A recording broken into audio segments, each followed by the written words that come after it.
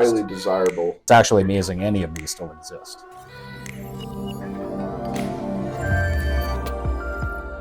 My name is Chris Clifton, CEO at Coin Advisor, and I've got a very special guest with me today, Justin Adams, Senior Numismatic Advisor with the company. I appreciate you taking some time away from your clients today to discuss a very important coin, the Spanish Cob 8 Real. And I can't think of a better expert in the industry to explore this coin a little further with. Now, this coin is a bookend for United States numismatics. In fact, I have an example here in uncirculated condition, an incredibly clean specimen that I wanted to put in your hands there and have you explain a few elements and the devices in this coin, because collectors out there aren't really familiar with this coin for the most part. Happily, okay. I'd be honored to. So when you open up your red book, you'll notice when you get to page 29, there's a section that's titled Colonial Pre-Federal Issue. You'll notice the very first specimen is the Spanish Real Cob. And all throughout antiquity, everything was made in what's referred to as a Cob method, meaning cabo de barra, end of the bar. So literally speaking, they would take a bar of silver, bar of gold, they would shave off the end of it. That little crude sliver, they referred to as a flan. Today we talk about planchets, which are the round blanks that are punched out waiting to be struck, right? These were flans cut off the bar, and then they would be laid upon an anvil possessing half the design. Someone with a hammer would smash down the other side, which is where the term hammering comes from, because all throughout antiquity, everything was a cob fashion, right? Sure. And so these were very crudely made pieces. They didn't care about edge containment, you know. A lot of the peripheral detail was kind of bled away at the edge. It simply had to weigh a certain amount, okay? So the act of clipping was very pervasive. You would have people shaving off bits of the edge thinking that nobody could tell. So in 1732, King Philip mandated that collaring dies and screw presses be employed. And this is when we begin to transition from cobs to coins. Going from handmade to machine-made is the technical transition. So the survival rate of specimens like this, when you think about the fact that in 1747, for instance, King Ferdinand succeeds King Philip. In 1760, Charles succeeds Ferdinand. And it was customary to melt down the previous monarch and reform into the image of the new king. They didn't expect these things to last dynasties, right? Let alone in 1792 when our Philadelphia Mint was founded, the first federal building in the United States, right? Everything in the Americas, from silver reals, and as you start turning pages in the red book, you see the Dutch lion dollars, the French, the British coins that we were melting down in mass and using that metal to make our first coinage. So the survival rate after 1792, let alone the fact that they bore legal tender status until the Coinage Act of 1857, right?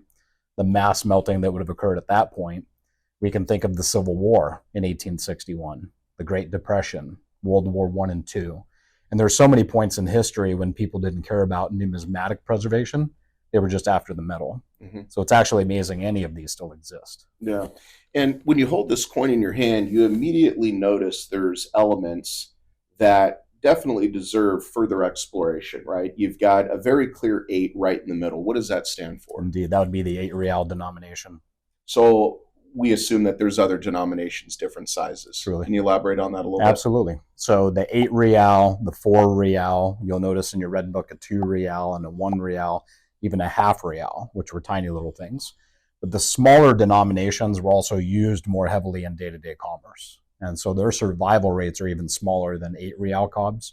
And speaking of survival rates, if you look across all years, all grades, all regions, okay, because region, there's what they call the old and the new world mints, right? So Spain and Portugal would be the old world. You'd have Mexico, Peru, Guatemala, Bolivia, all these mints that appeared in the Western Hemisphere when the New World was discovered. And across all regions, you're looking only about 10,000 total graded specimens, okay, of which the majority reside in the VF to XF range. As soon as you start getting into specimens that are AU, or like this fascinating one in an uncirculated condition, it's quite a phenomenon to see those types of coins that still exist. Highly desirable. And a lot of these coins that have come to the United States landed at our office, and we've placed a lot of these in our collectors' collections.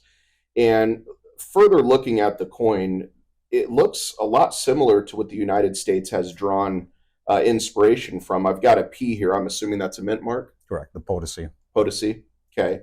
Well, that leads me to another fun fact. I recall hearing that you could take the silver that was brought out of the Potosi mine and build a bridge from the old world to the new world. I'm Yeah. assuming you've heard that as well. If you'd like to hear something fascinating about that, they say that not even half the silver that resides within the Cerro Rico mountain has actually been pulled. But yet there's enough silver that's already come out of the mountain that apparently you could have built a bridge of silver from the new world across the Atlantic to the old world, which is an astonishing thought. And Cerro Rico is the mountain that made Spain the world superpower they became. So I think it's very interesting to think if Spain had never discovered this mountain, I wonder if they would have had the wealth to fund expeditions like Christopher Columbus. Yeah. Whether America would exist like we know it today. And it gives you goosebumps to think that little forks in the road like that, things could have been so different in Western civilization. History. Right. And so the origin of the pillars, when you look at a real, you'll notice there's two pillars with an ocean in between. And it represents the Strait of Gibraltar. And throughout antiquity, that was called the Gateway of Hercules, the end of the known world. Mediterranean Sea. Right. Correct. So there was literally a pillar guarding the southern tip of Spain and the northern tip of Africa, which had a banner spiraled around, reading No Plus Ultra, Latin for no further beyond. And it served as a literal warning post that it was treacherous to sail past that horizon. So when the New World was discovered in the 1400s, they changed the banners to just simply Plus Ultra, further beyond, which kind of beckoned the thought of exploration. But experts say this is where the origin of the dollar sign comes from. When you think of the S with the two bars through it, it's actually a pillar with a banner spiraled around it. And the origin is from the silver real. So that's why this is the very first coin in the official Red Book. And you're right, we refer to it as the bookend of U.S. numismatics, the grandfather of all U.S. coins, because whatever denomination you collect, whether we're talking quarters and halves and silver dollars like everybody, this is where it all originates from. Yeah. This is why $0.50 is a half of an ounce and quarters are quarter of an ounce, right? This is the origin of the dollar sign and our decimal system. The obverse is incredible. I mean, it's a very crudely struck coin, but you look at the reverse and it's got a cross. It's got some other elements on the reverse. Can you elaborate on those for us? Sure. So the cavalry cross, or sometimes you would see a silver real in which there would be a chevron, the shield of the Spanish monarchy. Okay. And as we talked earlier about the survival rate of specimens, once collaring dyes come into play and you have metal containment, you think about the increase in striking pressure, so you fill the voids of dyes better. Everything gets much more beautiful beginning in 1732. Okay. But as we discussed earlier, the old and new world mints, the mints that were in the Western Hemisphere in the New World were further from Spain. It took longer to get machinery and equipment to those further reaches. So you'll notice in the official Red Book that cobs were still being produced in a cob fashion even up until 1773.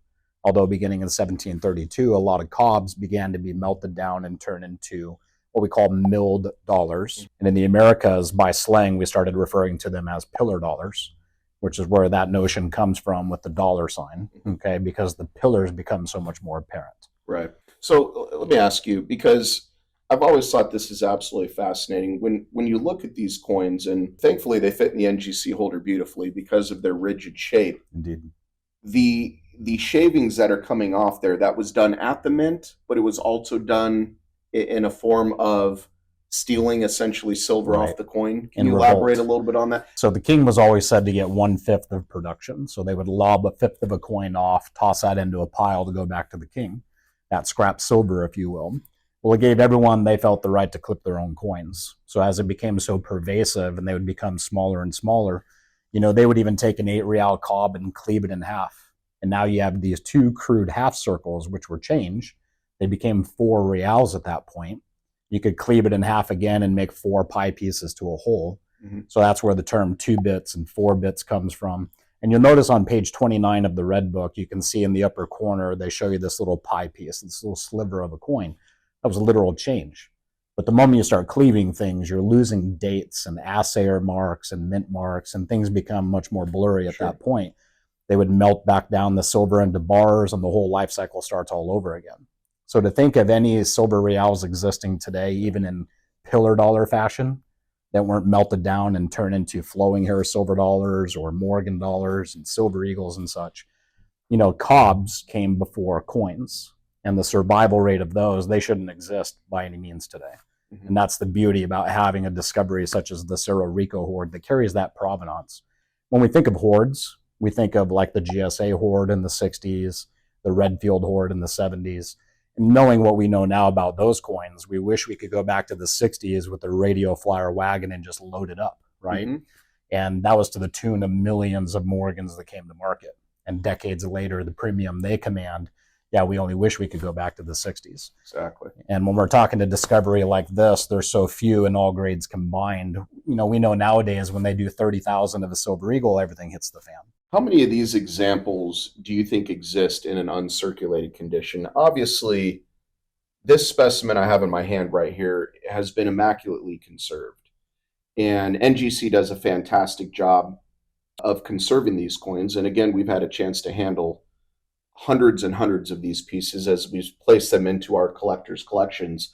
But can you give us some sort of an idea? You mentioned the number around 10,000 Correct. total. What about in uncirculated condition? Do They you have number an only a few idea? hundred. Yeah, only a few hundred specimens That's it. reside in a capacity of 60 and above, which is the uncirculated realm.